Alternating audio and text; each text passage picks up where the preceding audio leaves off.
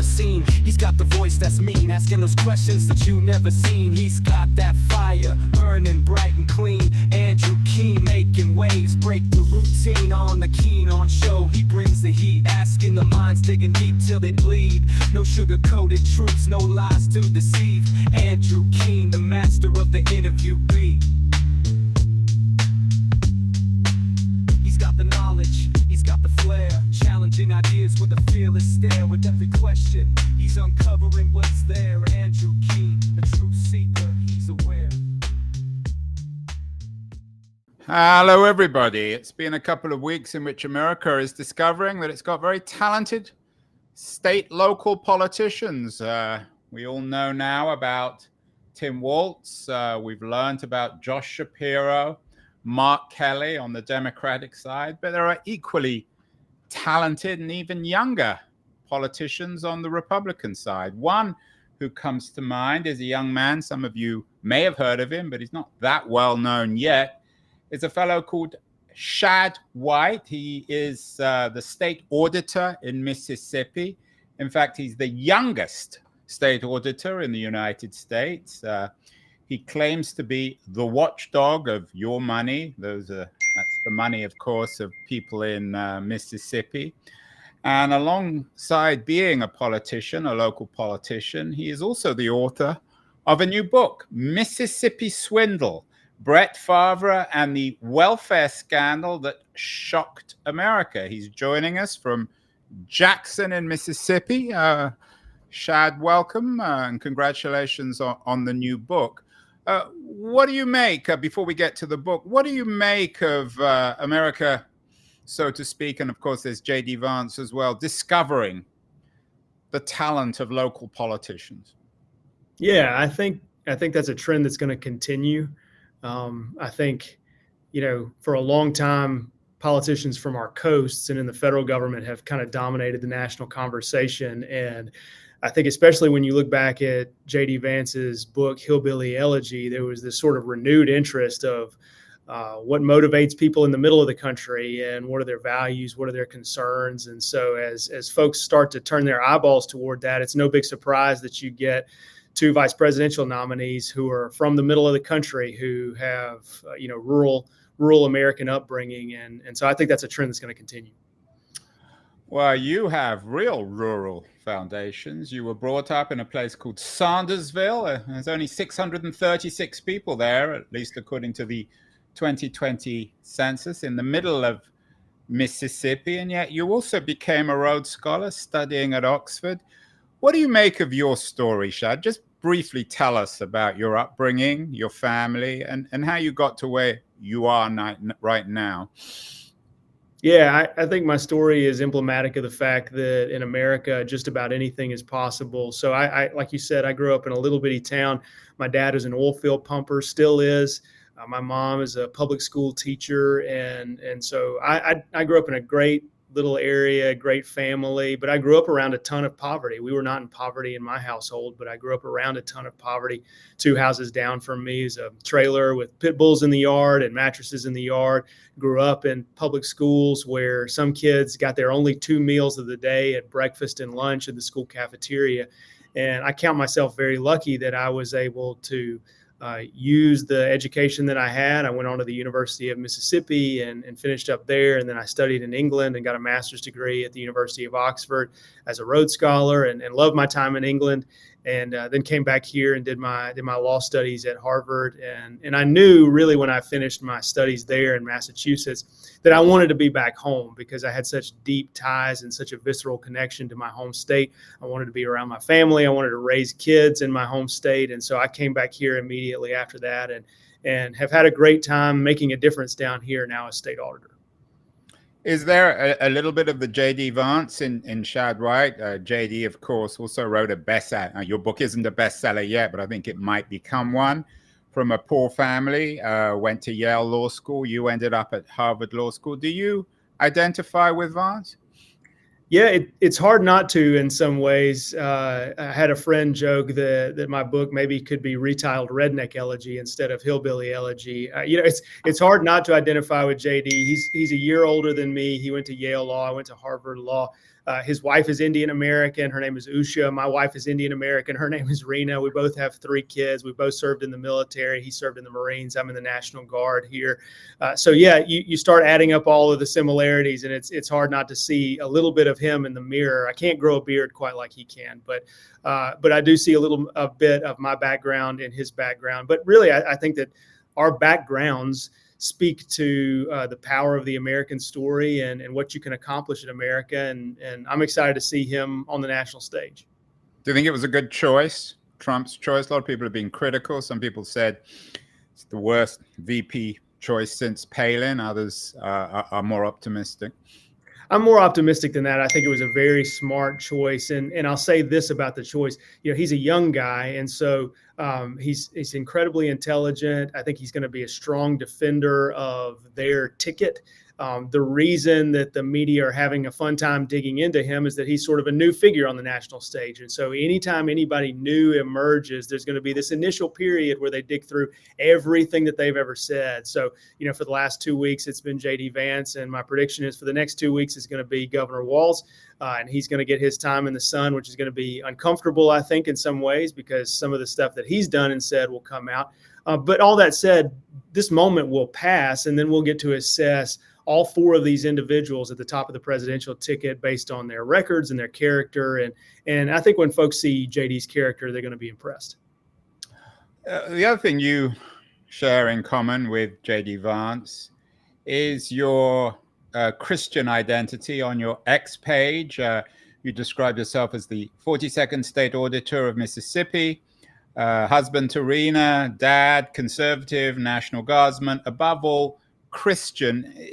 Is that Christian identity, is that one of the things that attracted you to politics?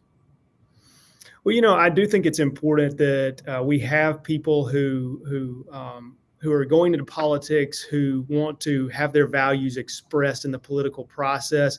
And I guess going back to the J.D. Vance comparison, both of us converted to Catholicism at roughly the same time, not knowing one another. But, when I think about my personal faith, I think it very much informs my values and how I handle my job today. So talking about the welfare scandal for a moment, for instance, when we dug up all of this corruption in Mississippi involving welfare funds, there were tons of people who were unhappy that my office was investigating it. We ended up arresting several noteworthy individuals around here who were high profile. And so every single day when I would go home, I would sort of think, why am I subjecting myself to this? I'm going to take abuse out in the public for challenging these very prominent people. But for me, my Christian faith helped tether me to the notion of capital T truth.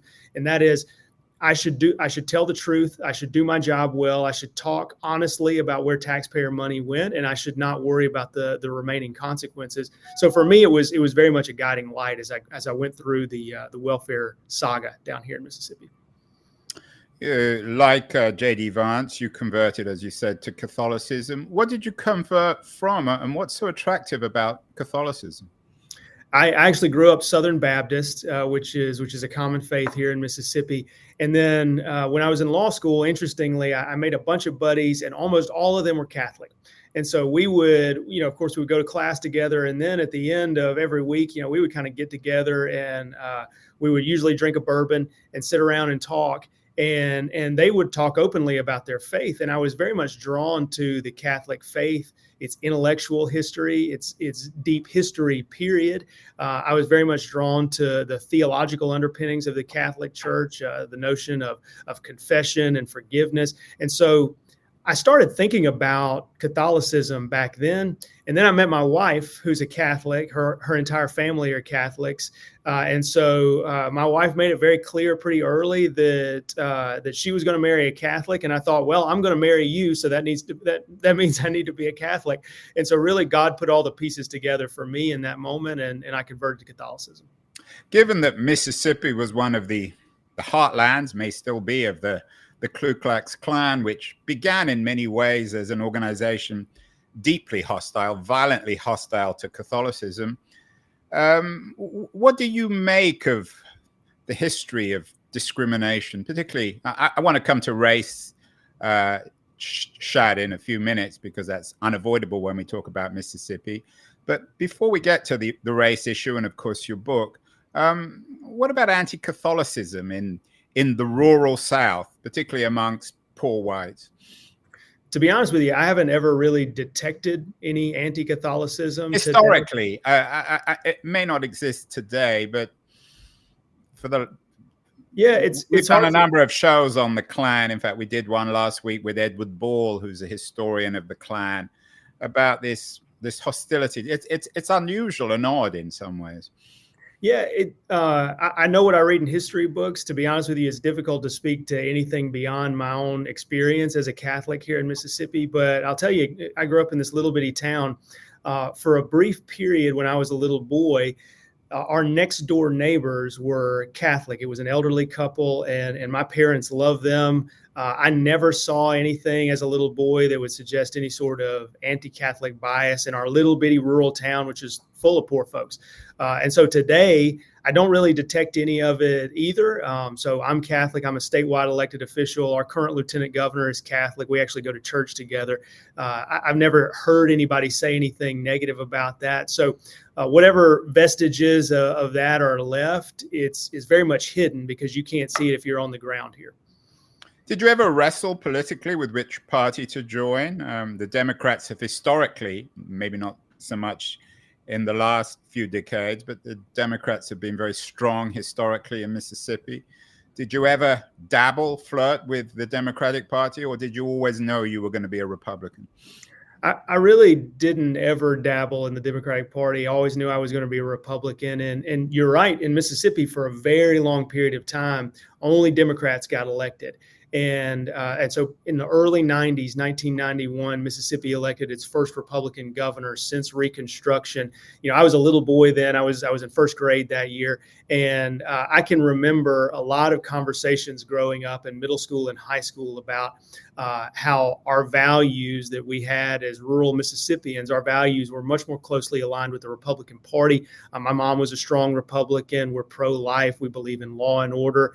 We believe that the government often stands in the way of human flourishing, doesn't assist human flourishing. And so all of those kinds of ideas were percolating around the time, for me at least, that the Republican Party was on the rise here in Mississippi. And so when I got to college, I knew enough about myself and my philosophical views that I joined the College Republicans and eventually became the president of the College Republicans at the University of Mississippi. So that's always been a big part of who I am. Shad, earlier this week, we had Peter Wayner on the show, very distinguished columnist, New York Times and The Atlantic. His last piece for the New York Times suggested that what he describes, at least, as the authoritarian populism of the Trumpists have stolen his party. Does that worry you at all as a young Republican? No, I mean, I don't find those claims particularly believable, simply because President Trump has been president for 4 years and we didn't have a despotic takeover or anything like that. So I'm not sure where those kinds of folks get their anxiety. I tend to think that, you know, what we need to do is assess these individuals who are running for president based on the policies of the last 8 years. This is a unique moment in American history because we have two people who have a long track record at the top of the executive branch running for president, a former president and someone who's been vice president for the last 4 years. So that's what I think we ought to be assessing. It's a very vivid contrast, that the vision of America that Harris and Trump are offering. Trump seems much darker. Do you share his dark vision of what has become of America? I do think that there are a lot of Americans who are concerned, and they are concerned for the right reasons. I mean, we've seen an uptick in illegal immigration, and as a result, you see a ton of drug abuse here, especially in rural America. And so folks they're not pleased about that. You see a ton of crime. So I'm sitting here in Jackson, Mississippi. Unfortunately, Jackson for the past 2 years has had record homicide rates.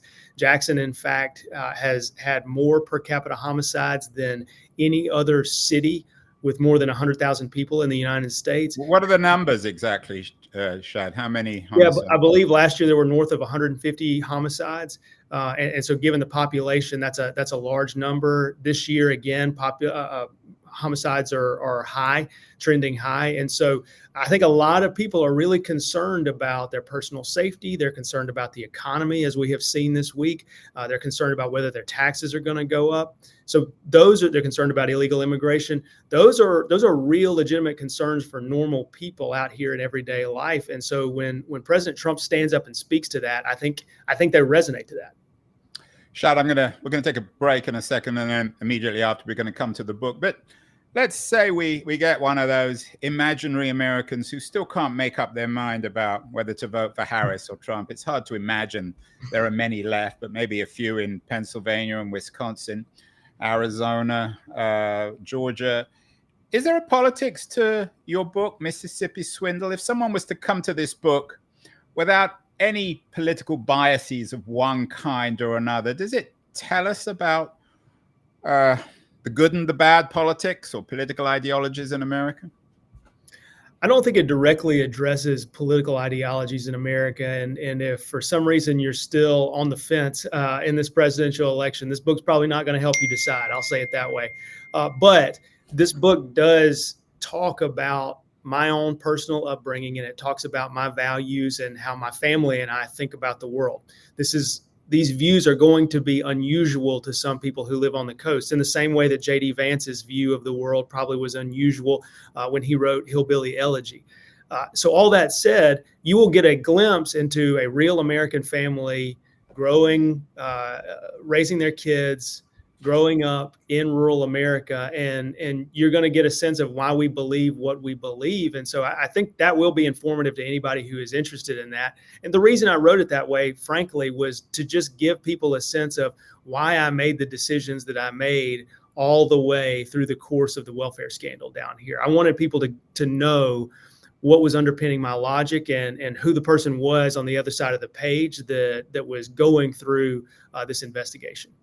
We're speaking with Shad White, the author of Mississippi Swindle. He suggested it might be called Redneck Elegy.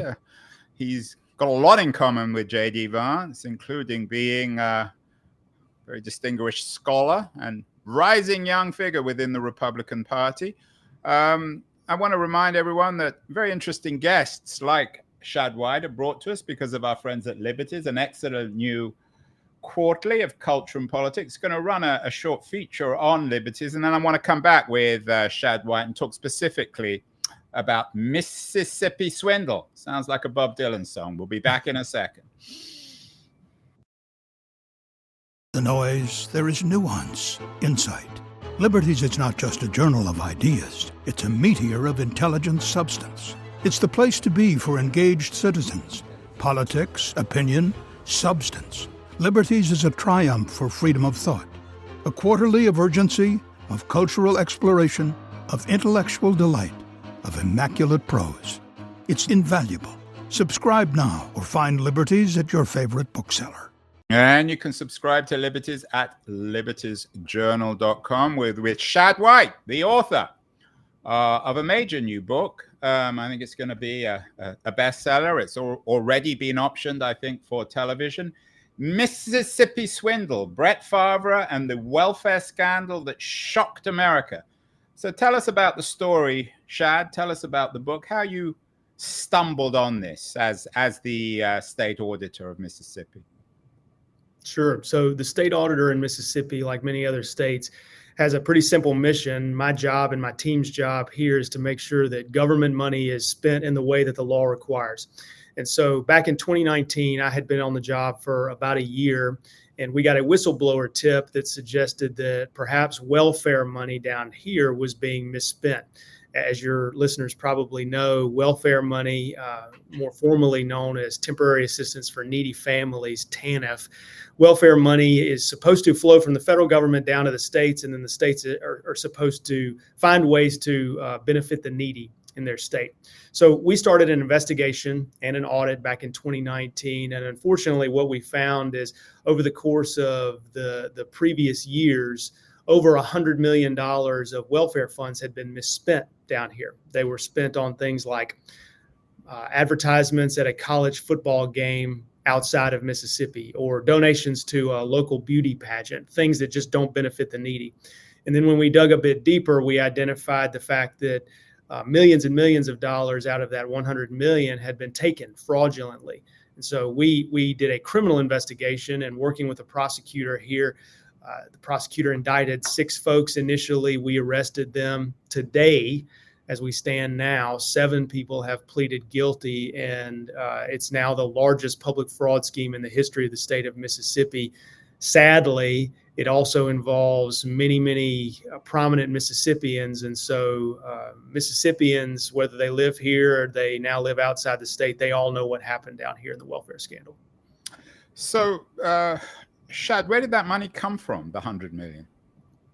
So the federal government passes down TANF funds to the state, and in each state there's a state agency. For us, it's called the Department of Human Services. They receive those funds, and then they get some discretion over how they can spend it.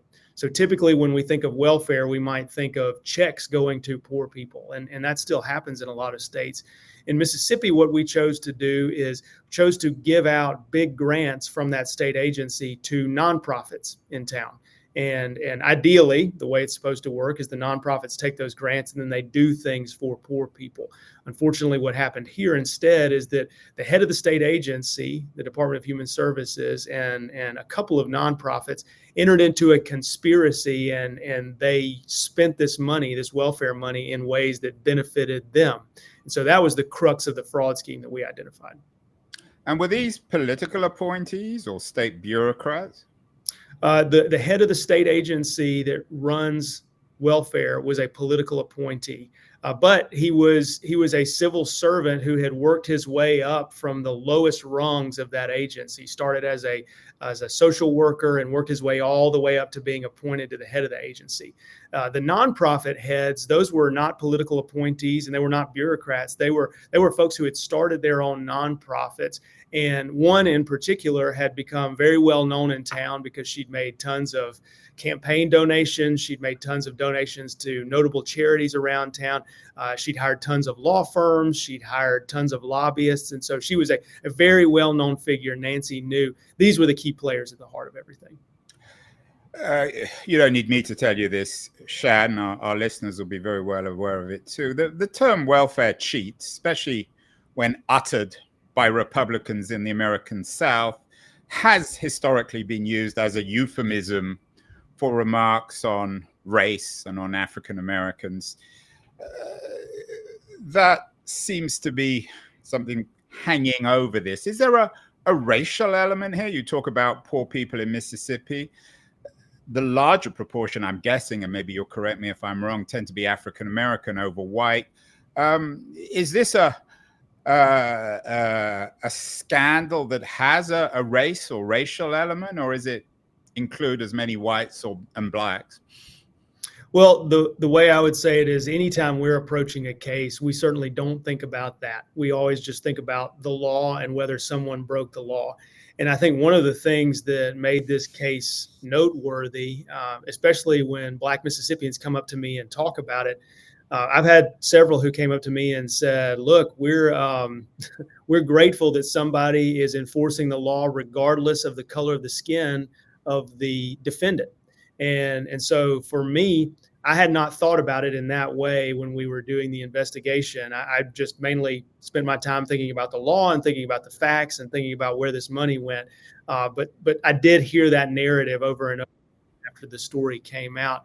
Look, ultimately, at the end of the day, you're right that a lot of folks here in Mississippi who are in the welfare program or who have benefited from welfare are Black folks. There are a ton of white folks, too. I grew up in a very poor white neighborhood. And so you see that across the board. I had a meeting kind of toward the end of when we were wrapping up the case and several arrests had already been made, several folks had already pleaded guilty, had a meeting with a local Black pastor who came in and sat in this room actually that I'm in right now. And we were talking about this case and he was complaining that, he thought that welfare still was not functioning particularly well. But he said, if there is a silver lining at the end of this case, it is that now he knows and his church knows that the money's not being stolen anymore. And so I took that as a sign of success by the people here at the State Auditor's Office, the 135 men and women that I work with, that we had accomplished something, even though it wasn't a perfect solution that solved all the world's problems. We did our jobs and we did it well in that moment. Coming back to the issue of welfare cheats, the Republicans historically have used this concept. Some people suggest in a racial manner to win votes, suggesting that particularly African Americans invent multiple personalities to cheat the welfare system. But the Mississippi swindle that you write about in your new book, this is a different kind of welfare cheat. These are people who control the money and pocket that money. Is that fair? Yeah. So this is not folks who are ineligible for a program and signing up to be on the program, though we certainly do find those in the auditor's office, white, black, and otherwise. This is an example of a case where the people controlling the funds are the ones who are siphoning the funds off. And I'll say this, it's very alarming that this happened here, because we see similar things happening in other states. So for example, there was a large COVID program in Minnesota, federal program that passed dollars down to the state government up there. The goal of the program was to feed poor kids in the middle of COVID. And the FBI later discovered, along with the state auditor up there, that over $250 million had been taken by the people controlling the dispersion of the funds. So again, very, very similar case with a program designed to benefit the poor with thieves that were supposed to be running the program.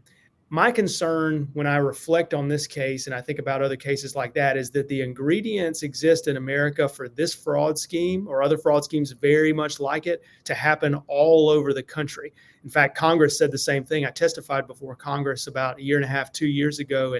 And the reason they pulled me into the meeting, into the hearing, and asked me to testify was that they felt that the Mississippi case was emblematic of bigger potential problems all around the country. So this is going to be a problem that America has to grapple with a lot in the next 5 to 10 years. How do we make sure that our programs that are designed to benefit the working poor are actually benefiting those people? And what about the working poor who got cheated out of this welfare money? Were they aware of it? I mean, where did when the money disappeared, how did that manifest itself within the system? Because presumably the working, or perhaps even the non-working poor, they're familiar with the mechanisms that enabled them to apply for welfare money, and then suddenly the money wasn't there. Yeah, I think nobody really knew that this was going on, particularly the fact that the money was being sent to this nonprofit and the money was not being used for anything beneficial to the poor. There were some questions that were being asked as that money was being dispersed to the nonprofit, but no one really raised specific examples of the money being misspent up until the moment we released our audit back in early 2020. When we released that, it was hundreds of pages of audit findings, very detailed, and it for the first time described where all of this welfare money was going. And so that really, I think, was the first moment where taxpayers, folks in Mississippi, normal citizens, and the national media, to be honest with you, realized that, oh, there is this huge scandal down there, and welfare money that should have been going to poor folks has been revealed to be going to all sorts of things that just aren't allowable uses of welfare dollars. The subtitle of the book, which I think will in itself be a source of news, is Brett Favre and the welfare scandal that shocked America. Brett Favre, of course, is a very well-known former NFL quarterback. What's Favre's involvement with this? Is he originally from Mississippi? He is. He's from a place that we call the Kill, Mississippi. It's spelled K-I-L-N, but we call it the Kill down here. The story of Mr. Favre is this. So when we did our audit, we found 3 buckets of money that related to him.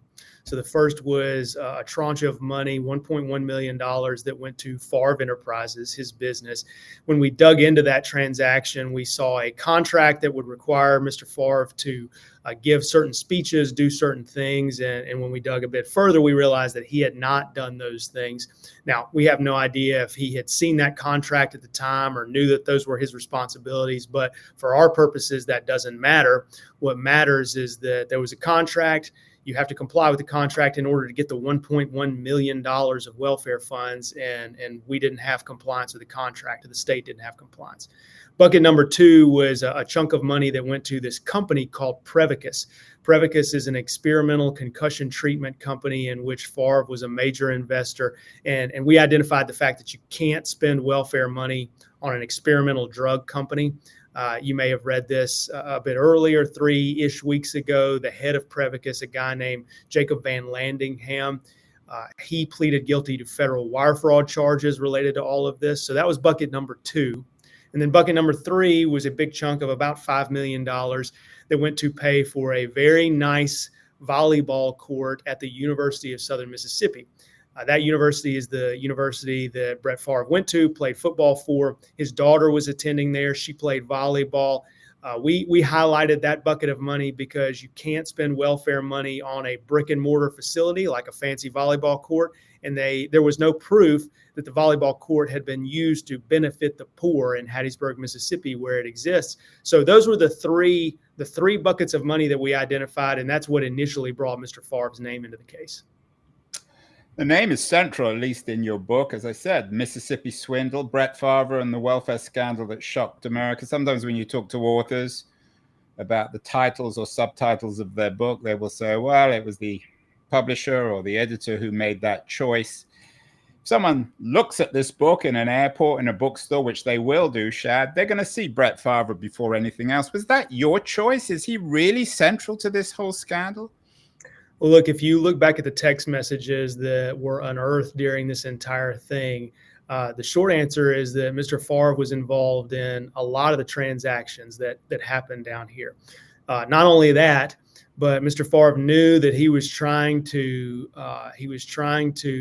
steer the flow of government dollars over toward this volleyball court. So he knew that he was asking officials in the government for help with the volleyball court. So he knows it's not private money, it's public money.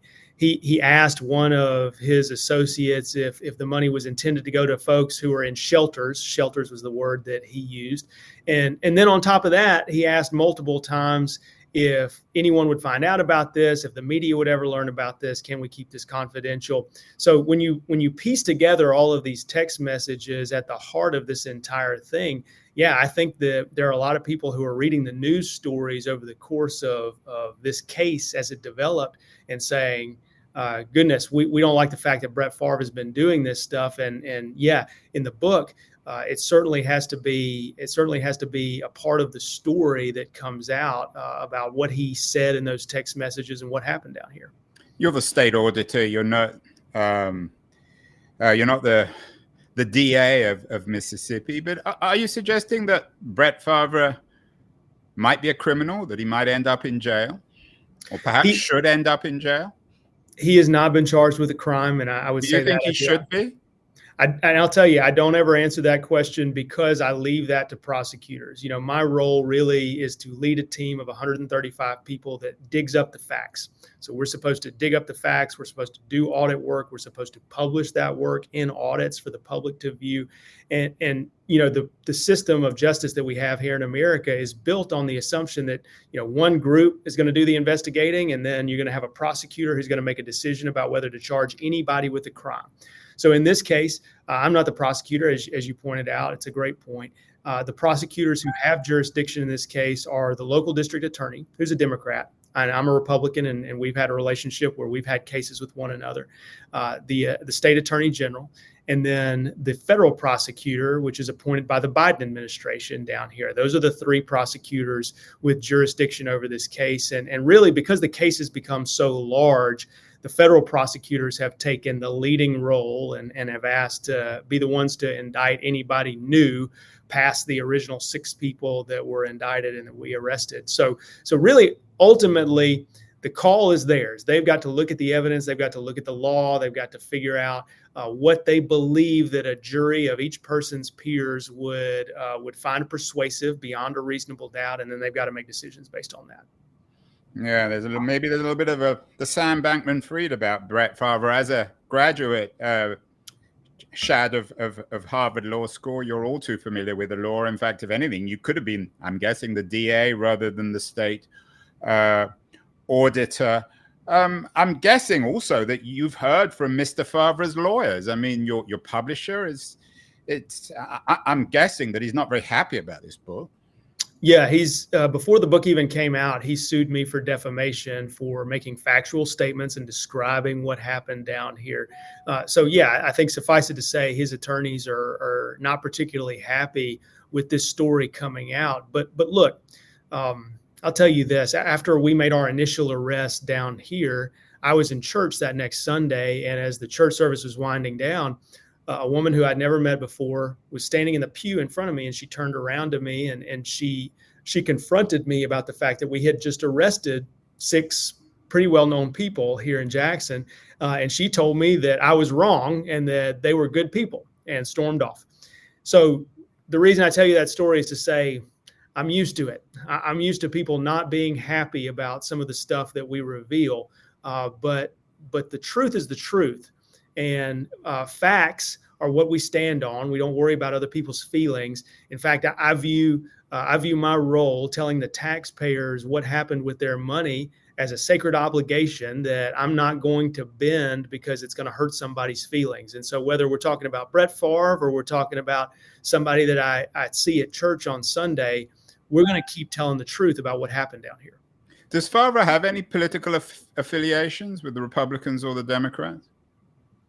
You know, Favre has in the past endorsed some candidates. I don't have an exhaustive list of all of them, but yeah, when he returned home after being an NFL player, he's dabbled in politics from time to time.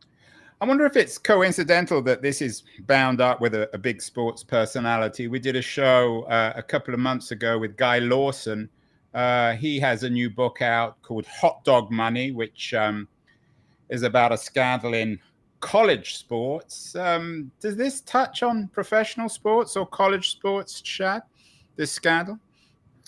I think what you would say is that there are several athletes at the heart of it. And you know, one of the reasons that we found that was that one of the people, Nancy New, who steered some of this money, one of those people really, for whatever reason, like to latch on to athletes, and perhaps it's because they brought a certain amount of cachet or fame to her nonprofit.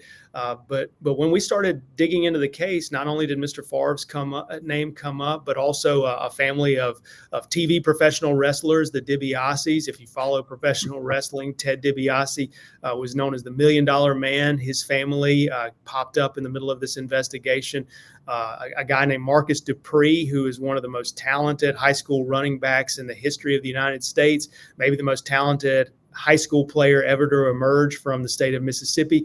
His name emerged in all of this. And so you do see athletes' names pop up. I don't think the story has anything to say in particular about the nature of college sports or professional sports, but it does have something to say about the power of celebrity and how folks will sometimes bend rules in order to get access to celebrities.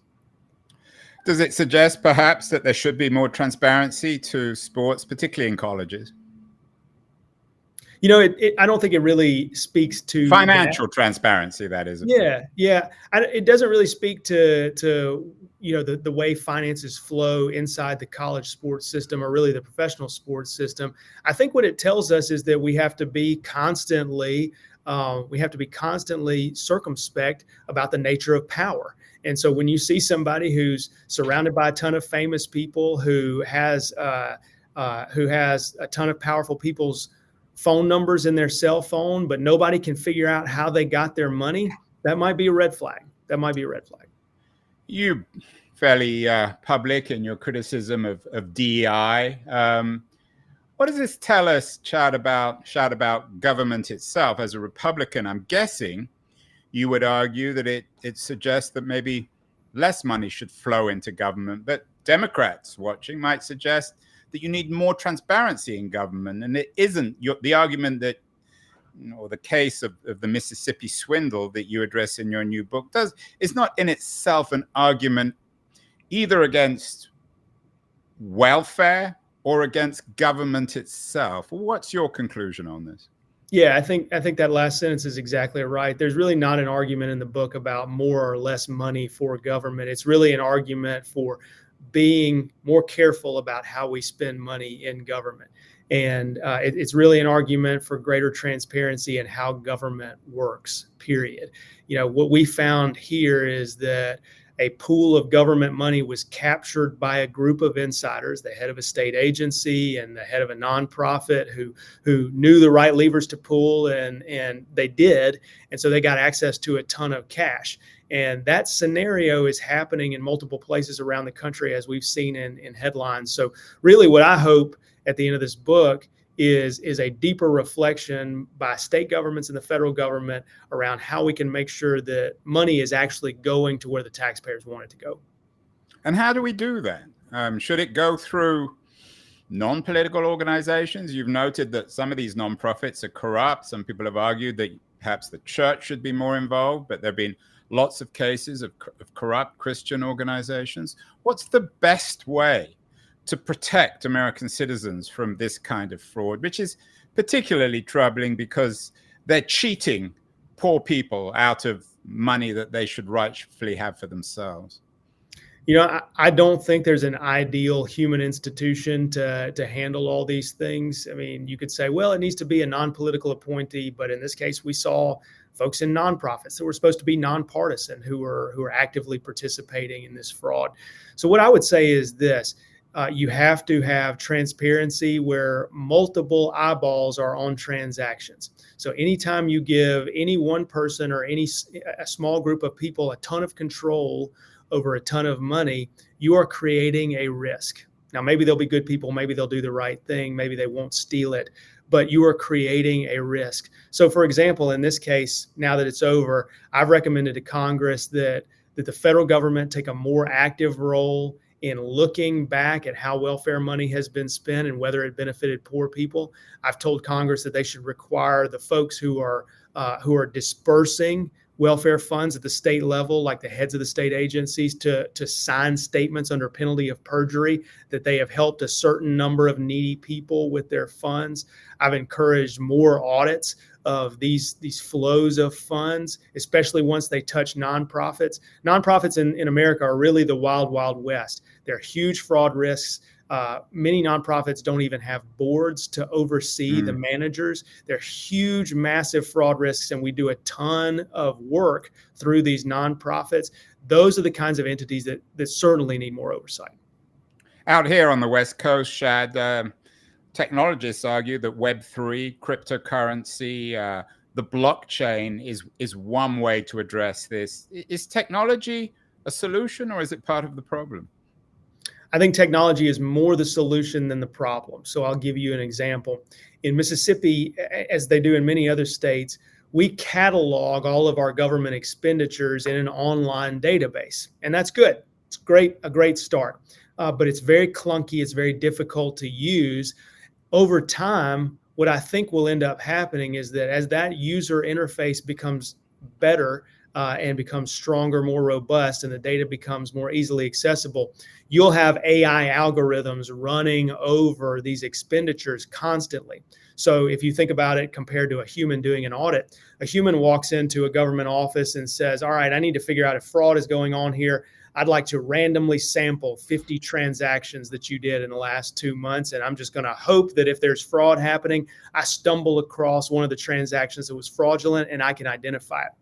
Compare that to an AI-based system. You would have all the transactions in a piece of software. The AI would run over with an algorithm all of those transactions, and it would highlight the ones that have the potential to be fraudulent, highlight the ones that are particularly suspicious, and then those 50 transactions, the 50 most suspicious transactions, would get forwarded to the human auditor, and they would have a much better pool of funds to look at if they wanted to dive into suspicious activity. So technology can create problems, but I think that technology is more likely to be part of the solution when it comes to ensuring the integrity of government programs.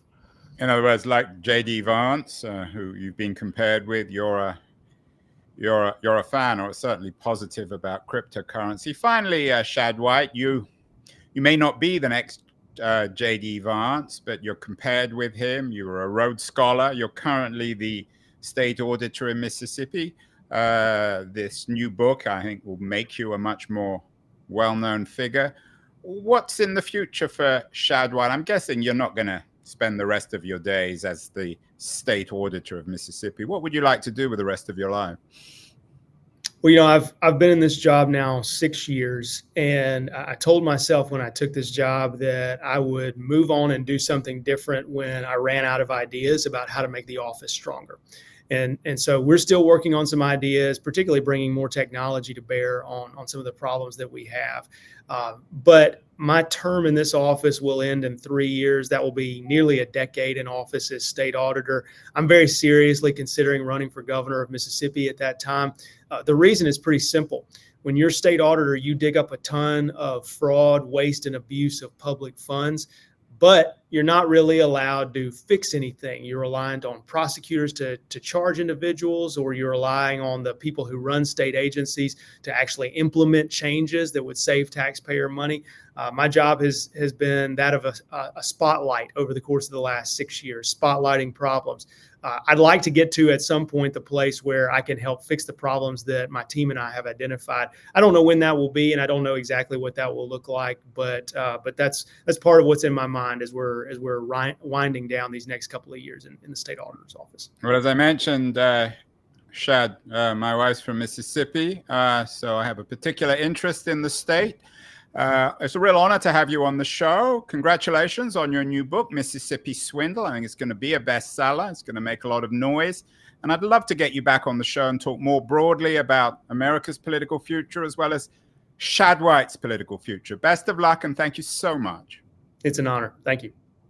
Can I step on the scene? I'm ready to attack. Andrew Keene. Yeah, he's the one to bash. Asking questions, no filter, just keeps on grinning. He is the man who's got the whole crowd spinning. Money, fame, success, it's all in his sight. He'll dig deep, expose you with all his might. No sugarcoating, he'll cut right through. Andrew Keene, he's the one to spew. Yeah, he's an expert.